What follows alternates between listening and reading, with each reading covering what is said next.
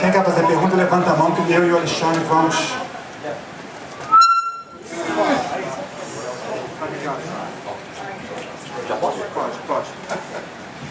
Hi, Rodolfo from Play TV. I was wondering about your process, songwriting process of those new songs. What gets harder and what gets easier after all these years? And about working with your wife, writing with your wife. Yeah, that's it. Thank you.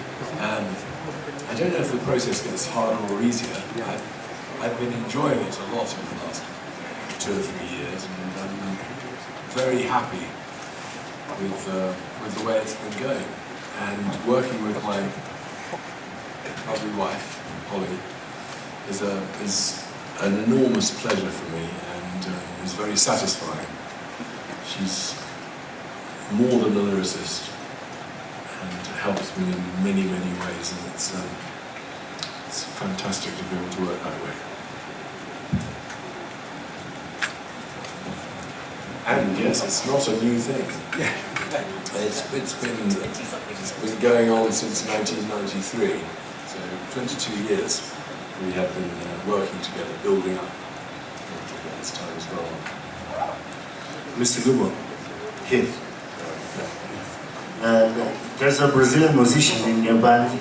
There is? Yeah. Mr. João Mello. A very young gentleman named João Mello.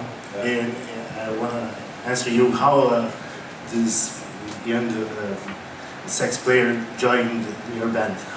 Well, we were very lucky in that a friend of ours was working with João. In fact, Phil had worked with him a bit as well, and introduced him. We needed a sax player, and there are some old sax parts on the old records, and some sax and clarinet parts and things on the new record. And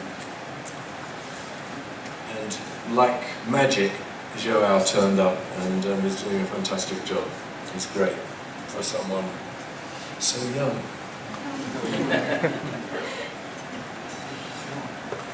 Hello, Mr. Gilmour. André Gonzalez from More Than Drummer magazine. What are the... What would you like to know about drumming? It's a shame. Speaking about your albums, I want to know what are the inspirational differences between the last one, On an Island, and this one, Ram de la Lock. Inspiration builds up towards whatever project you're working on. I can't pin down what the difference in inspiration between the On an Island album and this album is, except perhaps that at that time we were living a very much more rural existence, and life was a bit slower, and we're living in a town now by the sea, and it's a little bit livelier. Whether that has any bearing on it or not, I've no idea, but you could say that the difference between that album and this album is that perhaps that this one's a little bit more up-tempo. There's no difference in the process. Mr. Gilmour, Rich from 89. After an illustrious career of shows, tours, albums, what are you excited about on this tour? What makes this tour special for you? That I'm still here to do it. It's great. I mean, it's really nice to come for the first time ever for me to come to Brazil and Argentina, Chile, and play concerts. It was in our earlier years. It never seemed possible. We never thought we would get here because of the complications of the travel and the various things that have happened that one hears about with people who've come here in the past and the difficulties. And so it's a treat now to be able to come here and for the first time be able to do a show. Hello. It's a pleasure for us to be here, I guess. And I'm from Chile, and I welcome you to South America. It's an honor to have you finally here. Well, what would you like to say to Chile? They are listening to you right now. So please, you're in a couple of days we are to play there. So, what can I say? I'm really looking forward to playing in Chile. it would be terrific. I've never been to Santiago, I've never been to Chile, never been to the Atacama Desert, never been to any of those places, but it's a thrill to be coming to do a concert there.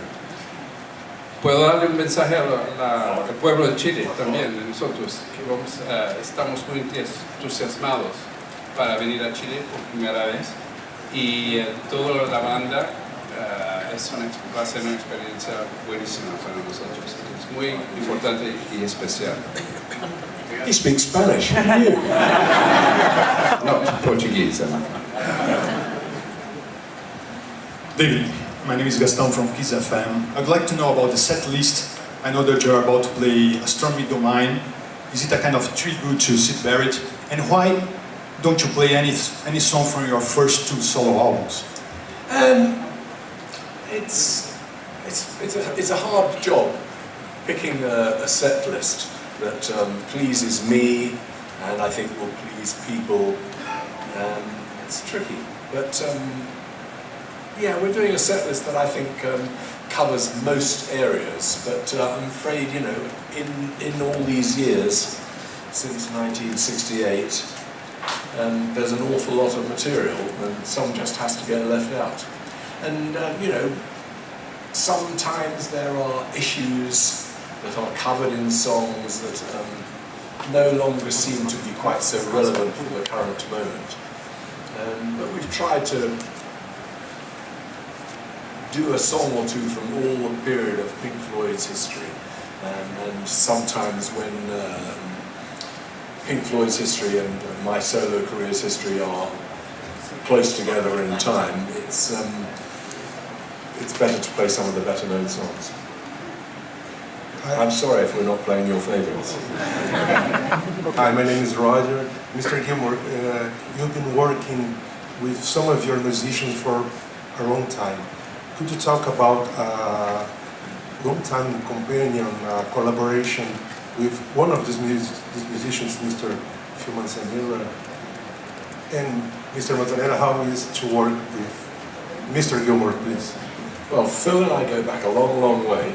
Since before he was in Roxy Music, I met him through his brother, Eugene. That's right. I went to ask advice from David when I was 16 about what you do to become a professional musician. And I think you had just joined, literally. You were... I don't know how long I've been here. I don't know what year that was. No, I'll tell you, it was in January 1968. Was it? And you left the lounge and you went to Abbey Road. You were recording. What you recorded? That's the one. Yeah. Well, I'd forgotten exactly when it was, but we go back a long, long way. And I think the first time we collaborated properly was on a track or two that we worked on for the Momentary Lapse of Reason Pink Floyd album in 1987. Okay. We're still here. Hi, Mr. Gilmour. Like here. I am Marcos from a website called A Ilha do Metal, and rock and roll had a lot of great guitar players, and you know you made part of this. What do you think your legacy to the following generation? Gosh, I think that's something for you to answer, not me, isn't it? You tell me. I don't know. I play it. I don't have to think about how it's affecting other people. Hi, Mr. Gilmour. I'm Alba from Agencia F and also from La Tercera from Chile, so I'll continue with that question.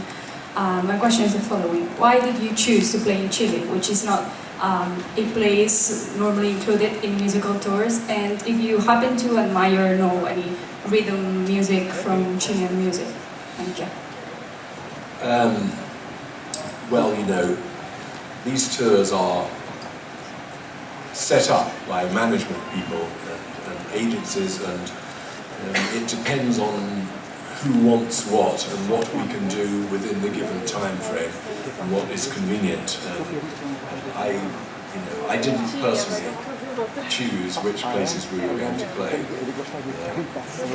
My manager, along with agencies here and in London, made those decisions. And asked me if that was okay with me, and I said that sounded great to me. So I can't really help you with that. And I have to confess my knowledge of Chilean music is limited. Mr. Gilmour, Sergio Martins from Veja Magazine. You played Comfortably Numb with Roger Waters in one of the World Tours. And Mr. Waters said that it began as a joke, that you always said, what if I go to the stage and play one song, what people would say? I would like to know if it's true, what Mr. Waters said, and how was to play it with him? It didn't start as a joke, in my memory, but the memory is a strange thing. And as I remember it, I was trying to persuade Roger. Holly's idea was that we should... I had been asked to play at a charity concert for a charity called Hoping, which is for Palestinian children. And I had asked Roger if he would appear on that show with me. And I wanted him to sing this song, at Polly's suggestion, the song called To Know Him Is to Love Him by the Teddy Bears, written by Phil Spector. And Roger said he wasn't going to sing that song. He said, no, it's outside of my comfort zone.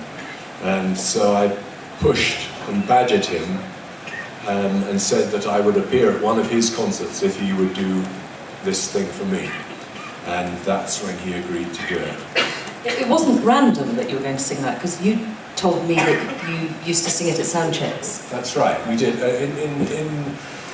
In the early years of Pink Floyd, as we would do concerts in Europe and America places, we would sound check in the afternoon, and it often got very boring to sound check our own songs, so we would sometimes do other songs. And one of the songs that we did do in the early 70s at soundcheck was me and Roger singing that song together.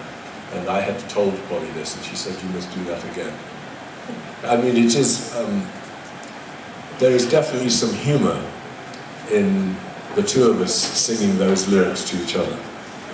And then, David, I think you then said that if he did it, you would play Comfortably Numb at one of his shows in return, which is how it came about. Okay. Hi, Mr. Gilmour. Here. Hi, Paul. Hi, everyone. Well, here in São Paulo, our students are coping in public schools, asking for a better education. And do you see that Head of the Lock lyrics inspired situations or reflected this situation? Sorry, I'm afraid I didn't quite understand what you said. Did you understand? Sorry. The students... Yeah, the students, they're taking over public schools. So she would like to know if Red of the Lock can be inspired for them, or if it has something to do, if it reflects that kind of thing. Because the students, they're taking over public schools to make a better school. They wanted to close it. Yeah, no, it's a song which is about not being apathetic about any form of protest.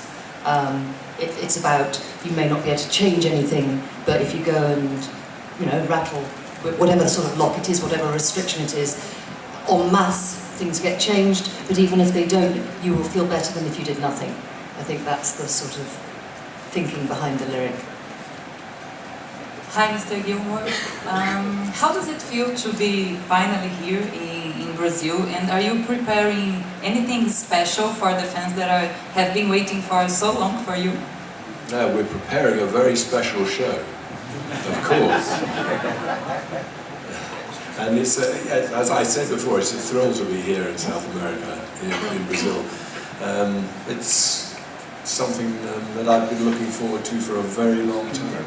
I'm very happy to be here. Good morning. If I'm allowed, I'd like to ask a question for Polly and one for Mr. Gilmour. For Polly, I know you're a writer, and I'd like to know what's the difference between writing lyrics and fiction, since you have a new book. And for Mr. Gilmour, in 2005, you and the guys from Pink Floyd got back together for the Live Aid concert. I'd like to know, how was the mood between you guys, and why nothing new came out of that concert, since you'll be, I mean, I'm sure it'll be like such a big commercial success, and also people were so excited about, you know, something new coming out of that. Please. Thank you very much. First, the difference between writing fiction and lyrics, I suppose the greatest difference is that the music usually comes first, apart from, in one instance, which was that last Pink Floyd album, The Endless River, and the song Louder Than Words, which was written without a piece of music. But on the whole, David's music comes before the lyric, and so I'm writing with a very strong prompt and quite a strong emotional prompt.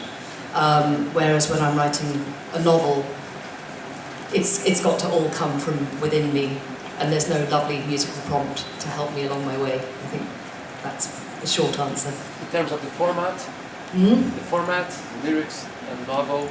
The format? Yeah. Structure.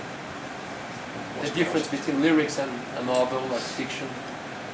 I suppose lyrics being a short set of lyrics being a shortened, thank you, Dick. Yeah. A shortened sort of thing, whereas a novel is obviously a huge body of work, but lyrics, it's like haiku type. Yeah, I mean, you can keep, you have the whole lyric in your head, and you can keep perfecting it, and you keep playing the music and sort of singing along and changing it. It's very difficult to keep a whole novel in your head. And if we were talking about 2005 and Live 8, on the night that we did it, it was very joyful, and yes, it felt like a circle had been sort of finished, closed off, and the rehearsals were quite tense at times. Why? Because we have a lot of painful history between us. Okay. And Set list wasn't straightforward, was it? No, there were a lot of initial arguments about what songs we should play, how it was supposed to be. In the end, I had to tell Roger that he was being a guest with Pink Floyd, that the songs that I was going to choose were the ones we were going to do. So there were some moments of tension, as you can imagine, and those moments of tension aren't things that I look forward to repeating. So there was no great interest, for me anyway, in continuing or in thinking about doing more work with that particular bunch of people.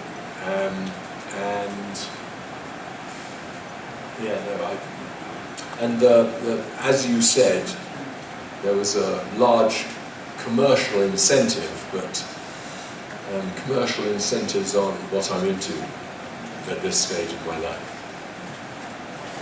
Thank you.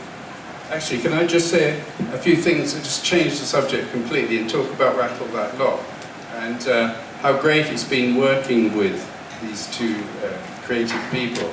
And not only David, but Polly as well in the studio has contributed a lot musically, and she refused to be called a co-producer, so we are the co-producers. But not only, just having finished your book, which I think is out this week in Brazil, the kindness, isn't it? Un atto di bondade. Really? Did you pronounce it? Well done. I've been practicing. Fantastic. Was that all right, pronunciation? Good. But the process, I think they've sort of refined it over the last 20 years. You say you've been working together for 20 years.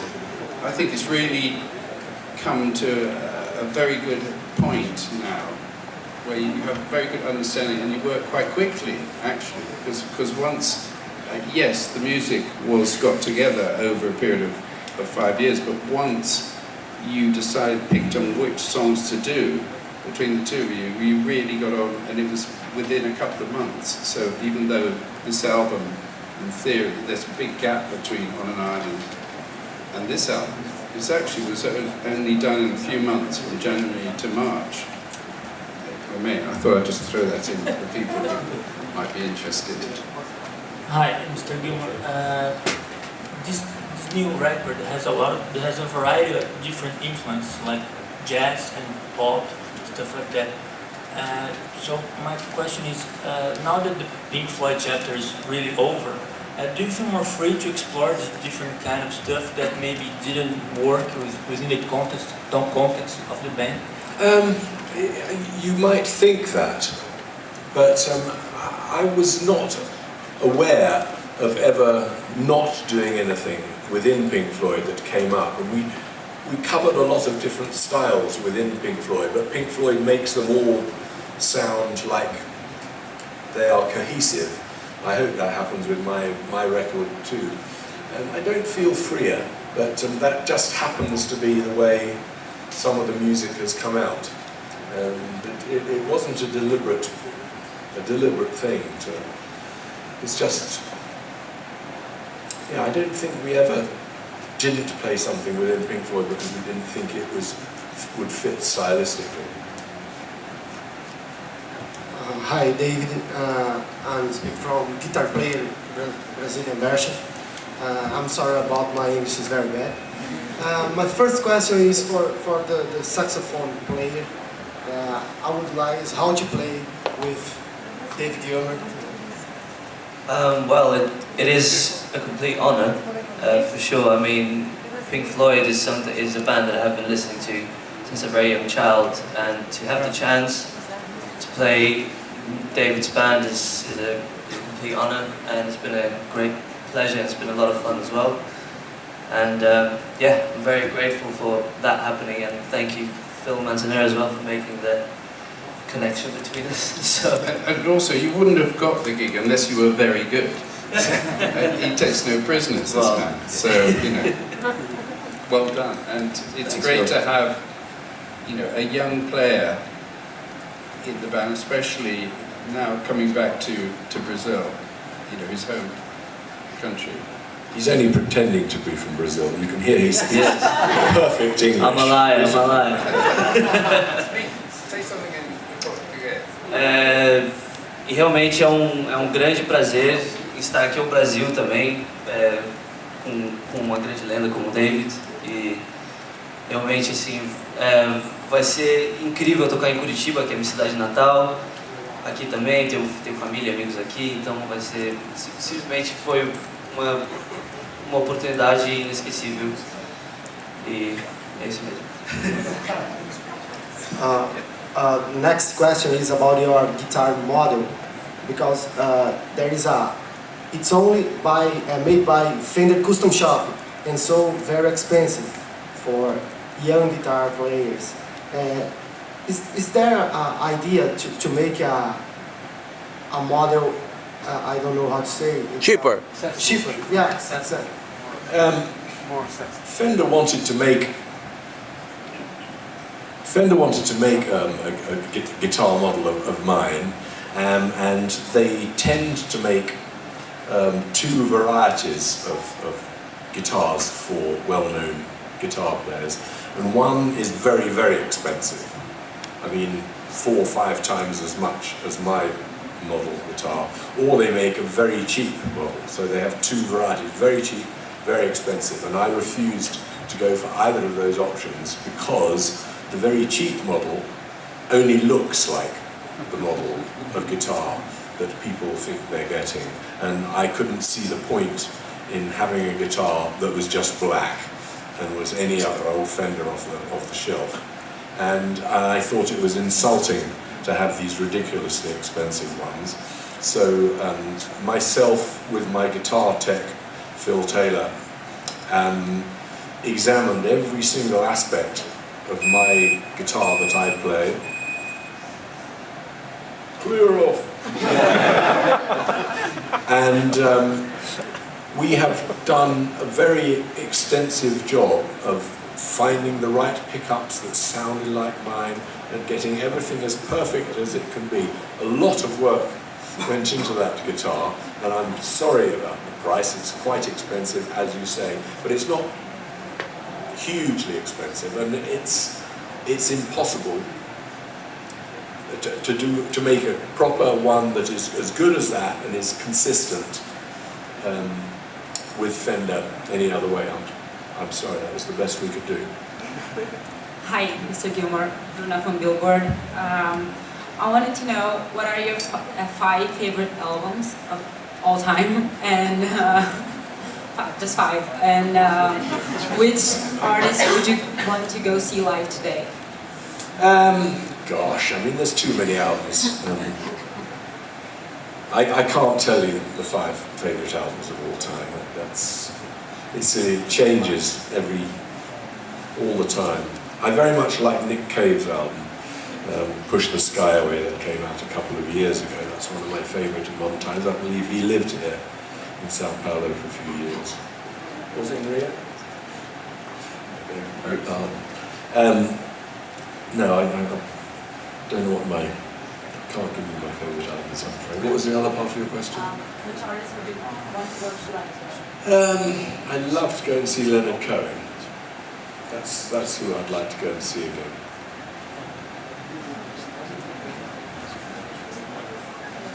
David, your voice is very easily recognizable. But first time that I heard Rattle That Lock, I couldn't recognize your voice. Could I say that you were trying something new about singing? No. Not at all? In a different tone, you're singing a bit higher? I had the backing track complete. I'd sung some la-la-las over it. Polly came up with the lovely, great words. We went into my studio, Polly and I, and we turned on the microphone and the track, and I sang it, and that's how it came out. There's no mystery or magic. It's just how it is. I think that maybe because it's an up-tempo number, it's so rare that you sang it with more attack, and so it's got more distortion in your voice or something, and that's maybe why people didn't recognise it. Whereas your other voice can be quite angelic, really. El Professor always has the answers. Hello, I'm Marcus from Command Rock here. And I have a question for you, David Gilmour. It's about your second record, About Face. It's the more pop-oriented record you ever released. And my question would be, has Phil something to do that he is the co-producer for this new record, Rattle That Clock? That this Rattle That Clock had to be pop-oriented as well, so it has to be, so it could be that successful as About Face, your second record. Gosh, I've no idea that I was making a pop record. Well, obviously I'm a pop musician. Did you push me into making a more pop record film? Is it a bad thing? No, I mean, you just made the record you wanted to make. You in the end, you and Polly chose those 10 or 11 tracks to work on out of 30 or 40 tracks. That's how you were feeling that day when you chose them, and you decided to finish them off. But in essence, it's you. It's what you and Polly are about now. It's all about the two of you. We're always, every year, every one of us is in a slightly different frame of mind. And I listen to some demos that I've made years ago, and I think, well, that's something I liked then, and I listen to it and I can't understand why I liked it at that moment. And other ones that I didn't like then, I listen to again and think, that's actually rather nice. So it is just a different mood that I must be in at this particular stage of my life that makes it a slightly different mood of record. I can't give you a better answer, I'm sorry. Thank you. Mr. Gilmour, as a musician, is there anything that you haven't done yet that is still on your list of things that you really want to accomplish? I wish I knew. I don't know the answer to that. No, there's nothing that I can specify that I haven't done that I really want to do. I want to make more good music, which will I will enjoy as I make it, and hopefully will give some of that enjoyment to other people. Hello, Mr. Gilmour. Here. I'm Flavia from Allianz Park.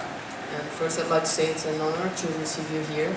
And as you said previously, you have never been to Brazil or South America due to the lack of structure. And I'd like to know, what are you thinking about the structure that you have already seen here? About the structure. I've been in a van. Is it good? From the airport to a hotel and then here. It's a little early. I haven't seen anything of Brazil yet. Okay, I'm afraid. I can't really help you there yet. Okay, so I hope you enjoy Allianz Park structure and have a good show with a good acoustic. We'll do our best. Thank you very much. Mr. Gilmour, who are the guitar players that influenced you, that was the references? There's so many. There's so many guitar players, if you want to say references or influences. You know, Leadbelly, Pete Seeger, Joni Mitchell, John Fay, Eric Clapton, Jimi Hendrix, to name them all. Well-known popular ones. Leadbelly. Did I say Leadbelly? Yes. Sorry, twice. Yeah, hundreds. Jeff Beck, obviously, always. There's so many. Hank Marvin. Phil Manzaneri, yeah. Phil Manzaneri. Okay, what about you, Phil? Well, I have a slightly, I was brought up in Cuba and Venezuela and Colombia, so I have starting from a different trajectory, but when I listened to the radio to England, and the Beatles started coming, then I was just obsessed by that, and George Harrison, I just loved George Harrison. And when I went to England, then it was all the people like that who came to England: Jimi Hendrix, Peter Green, Clapton, Pete Townsend, Jeff Beck, the whole history of David Gilmour.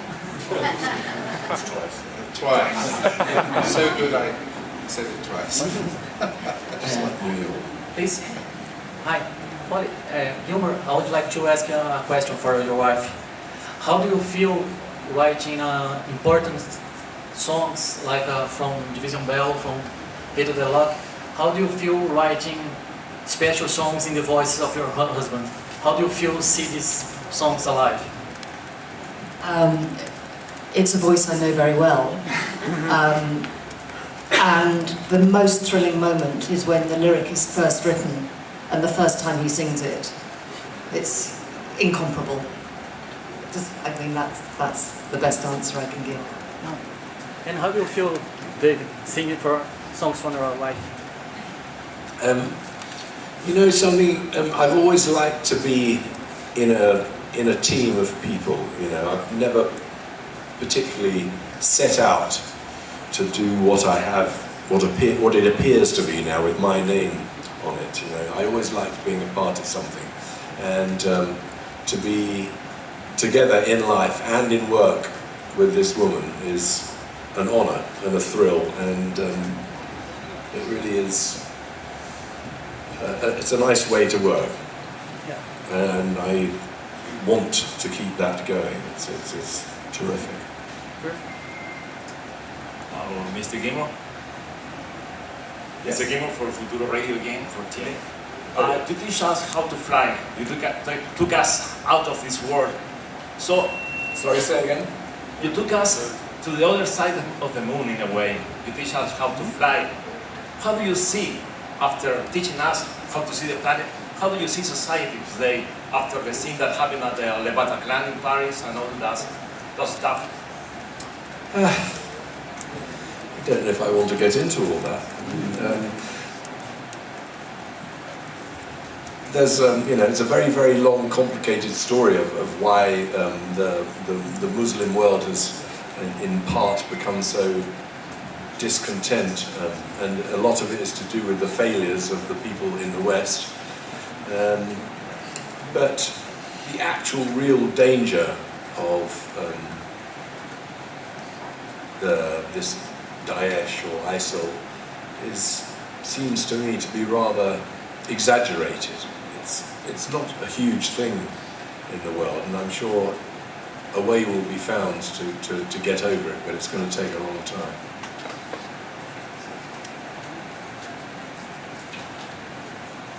Hi again. I was wondering, do you think the world is going to see anytime soon another rock generation, like the one they had in the 60s, 70s, 80s? A what? Another rock generation, like the ones in the 70s and 80s? I don't know. I'm not a prophet. I don't think it's going to happen.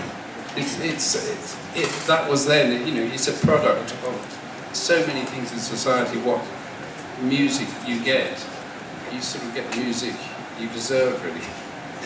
It's like the 80s. You can't predict that sort of thing.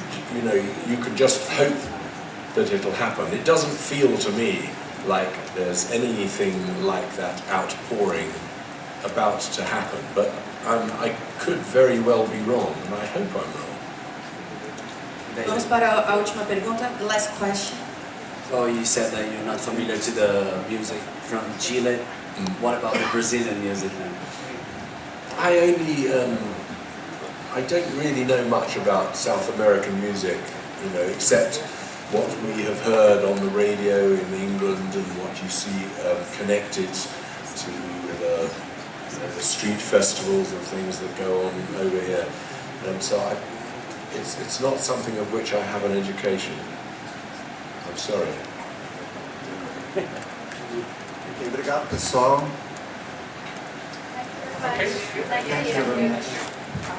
Thank you.